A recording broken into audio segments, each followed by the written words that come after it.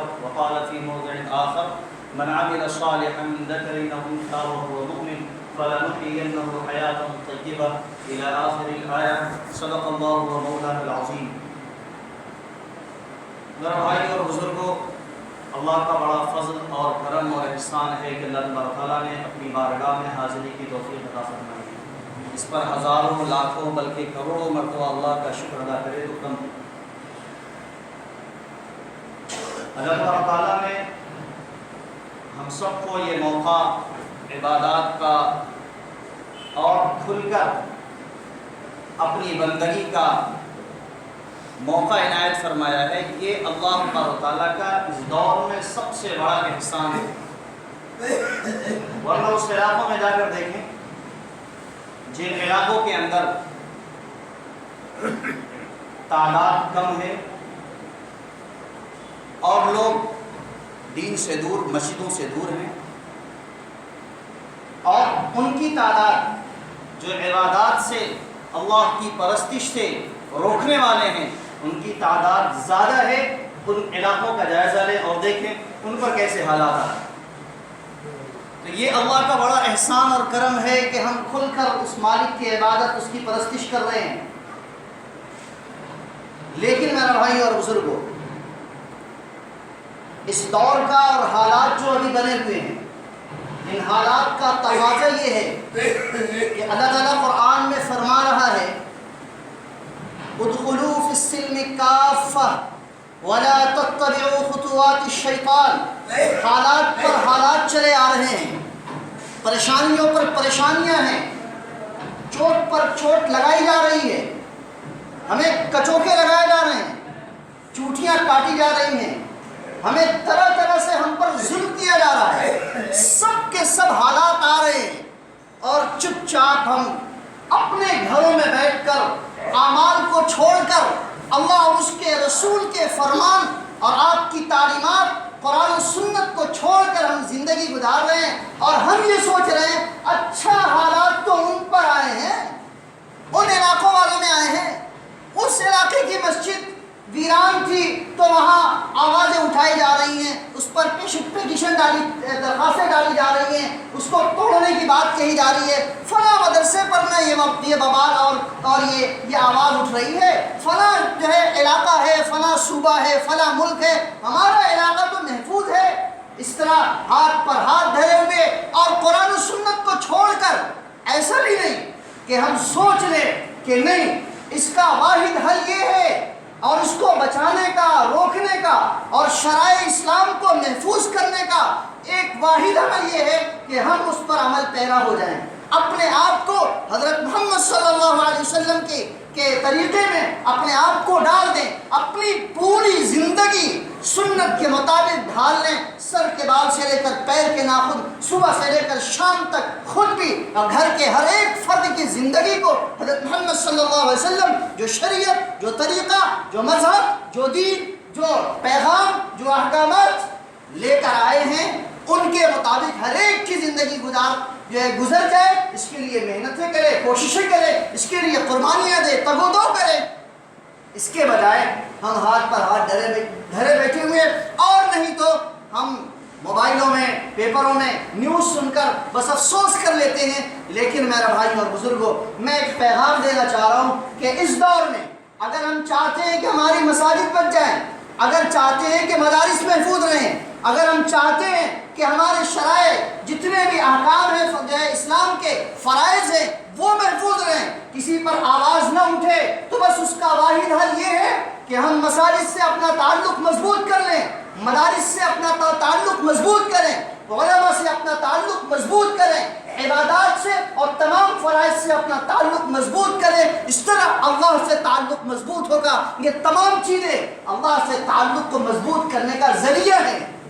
اگر مساجد سے ہمارا رشتہ کٹا، مدارس سے رشتہ کٹا، علماء سے رشتہ کٹا، عبادات سے کٹا، نماز سے کٹا، قرآن سے کٹا، تو ہم اللہ سے کٹ جائیں گے اور پھر اللہ کی مار ہم پر ایسی آئے گی کہ کوئی بچانے والا نہیں. شاید کہ اس سے پہلے کبھی وہ حدیث پاک ہم نے سنائی ہو، حدیث قدسی ہے. اللہ تعالیٰ فرماتا ہے انا اللہ لا الہ الا انا مالک الملوک وملک الملوک قلوب ملوک أن العباد إذا أطاعوني فحولت قلوب ملوكهم إليهم بالرحمة والرأفة وأن العباد إذا عصوني فحولت قلوب ملوكهم إليهم بالغضب والنقمة فساموهم سوء العذاب فلا تشغلوا أنفسكم بالدعاء على الملوك ولكن اشغلوا أنفسكم بالذكر والتضرع كي أكفيكم.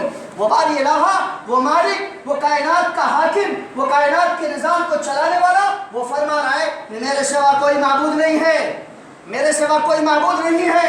انا اللہ لا الہ الا انا، انا مالک الملوک، میں تمام بادشاہوں کا بادشاہ ہوں. قلوب ملوک فی یدی، تمام بادشاہوں کے دل میرے ہاتھ میں ہیں. اور آگے ارشاد فرمایا ان العباد اذا اطاعونی، جب میرے بندے میری فرما برداری کرتے ہیں تو میں ان کے بادشاہوں کے دل ان کے لیے نرم کر دیتا ہوں. وہ ان کے ساتھ احسان کا معاملہ کرتے ہیں، اچھا سلوک کرتے ہیں.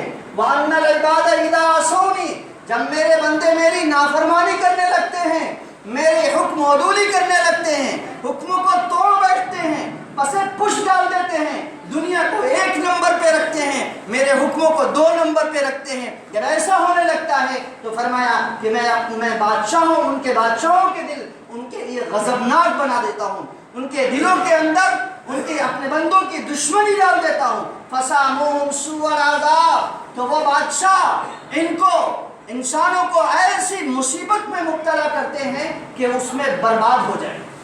آگے اللہ تبارک تعالیٰ نے نصیحت فرمائی ہے، وصیت فرمائی ہے فَلَا تَشْغُلُوا أَنفُسَكُمْ بِالدُّعَاءِ عَلَى الْمُلُوكِ، اپنے آپ کو، بادشاہ اگر ظلم کر رہا ہے تو اس کو برا بھلا کہنے میں، گالیاں دینے میں اپنے اوقات کو مشغول نہ کرو. وَلَكِنِ اشْغُلُوا أَنفُسَكُمْ بِالذِّكْرِ وَالتَّضَرُّعِ، لیکن اپنے آپ کو اس مالک کے سامنے رونے میں، گڑ گڑانے میں، اس کا حکم پورا کرنے میں، اس کے نبی کے لائے ہوئے دین اور شریعت کو اپنی زندگی میں داخل کرنے میں اپنے آپ کو لگا دو. کَيْ يَكْفِيكُمْ، تاکہ میں تمہاری طرف سے ان سب کے لیے کافی ہو جاؤں. اس لیے میرا بھائی اور بزرگوں، وقت کا تقاضا یہ ہے کہ ہم اپنا رشتہ دین سے مضبوط کریں اور پورے دین میں داخل ہو جائیں، پورے دین میں داخل ہو جائیں. شیطان ہمیں بہکانا چاہ رہا ہے، اور جیسے جیسے قیامت قریب آتی جائے گی ویسے ویسے شیطانوں کا، خبیثوں کا یہ زور بڑھتا چلا جائے گا.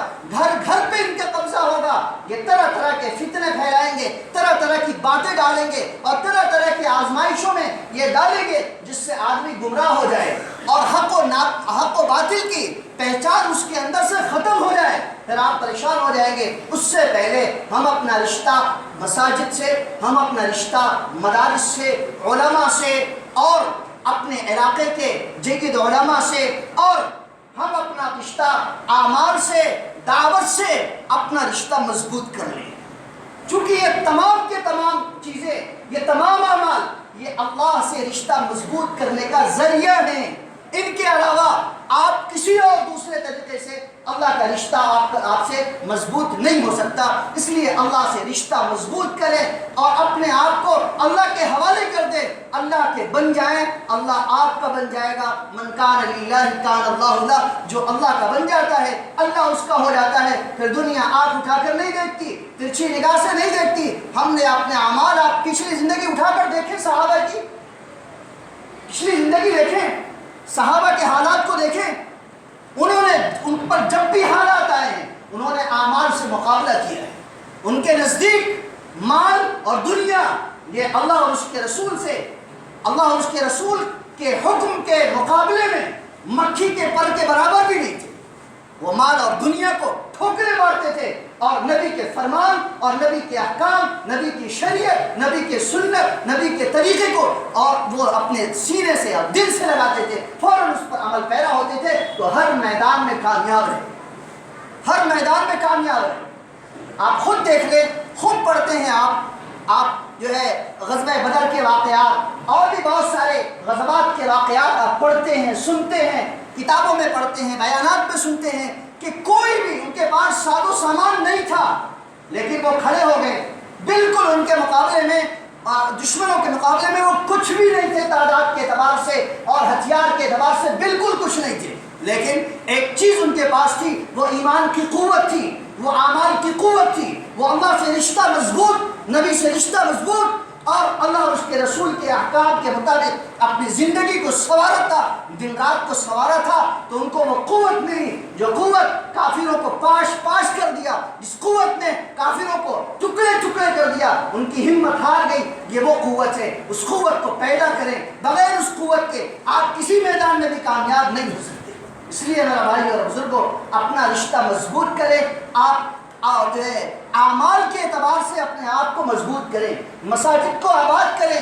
جن جن مساجد میں کے سلسلے میں آواز اٹھی ہے، درخواستیں پڑی ہے، جن پر آواز اٹھ رہی ہے، جن کے بارے میں کہا جا رہا ہے کہ ان کے نیچے مندریں ہیں، ان مساجد کا حال جا کر دیکھیں کہ ان مساجد میں نمازی ہیں کتنے ہیں، کتنی آبادی ہے نمازیوں کی۔ ابھی بابری مسجد کا معاملہ تھا، آپ اس میں دیکھ لیں کتنے نمازی تھے، وہاں کے جتنے مسلمان تھے سب منتقل ہو کے کہیں چلے گئے، اور جو مسلمان رہ گئے تھے، آپ نے تاریخ پڑھی ہوگی، دیکھا ہوگا، سنا ہوگا، جو مسلمان تھے وہ نام کے تھے، وہ نام کے تھے، وہ ان کی پوجا میں بھی شامل ہو رہے ہیں، اپنی عبادت کم کیا کرتے تھے اور دوسروں کی عبادت میں شریک زیادہ ہوا کرتے، جس کی وجہ سے اللہ تبارک تعالیٰ نے چھنوا دیا۔ دوسری مساجد کے بارے میں جو آوازیں اٹھ رہی ہیں، ایک اور مسجد کے بارے میں جو ابھی خوب چرچے میں ہے، 1980 سے پہلے آپ دیکھ لیں 2-3 نمازی رہا کرتے تھے، جب پہلی مرتبہ آواز اٹھی ہے تو کچھ نمازی بڑے ہیں، کچھ محنتیں ہوئی تو نمازی بڑھ گئے۔ لیکن میرے بھائی اور بزرگوں، ایسے کام نہیں چلتا۔ ہم اپنی تمام مساجد کو، آج کسی اور مسجد پر آواز اٹھائی جا رہی ہے، کل ہماری مسجد پر، اس لیے مسجدوں کو آباد کریں، مسجدیں بھری ہوں گی، مسجد میں اعمال ہوں گے، اور لوگ عبادات سے اور مسجدوں سے لوگوں کا رشتہ مضبوط ہوگا، تو پھر کوئی طاقت ہمیں ہلا نہیں سکتی۔ اس لیے آپس میں اتحاد پیدا کریں، بھائی چارگی پیدا کریں، اور اپنے آپ کو اللہ اور اس کے رسول کے حوالے کر دیں، زندگی اس کے مطابق گزاریں۔ دنیا کی کامیابی انشاءاللہ قدم چومے گی اور آخرت تو اپنی ہے، لیکن اگر دنیا کو سامنے ایک نمبر پر رکھا ہے اور آخرت کو ہم نے پیچھے رکھا ہے، اعمال اور اللہ قرآن اور سنت کو ہم نے پیچھے رکھا، تو پھر ناکامی ہے، دنیا کے اندر بھی اور آخرت کے اندر بھی۔ اللہ تبارک و تعالیٰ سے دعا کریں، اللہ عمل کی توفیق عطا فرمائے، اور اللہ تبارک و تعالیٰ ایمان پر قائم رکھے، ایمان پر خاتمہ نصیب فرمائے۔ اللہ تبارک و تعالیٰ اپنے نیک بندوں میں شامل فرمائے۔ جو حالات ہم پر ہیں، پوری دنیا کے مسلمانوں پر ہیں، انسانوں پر ہیں، اللہ ان حالات میں ہم سب کو ثابت قدم رکھے۔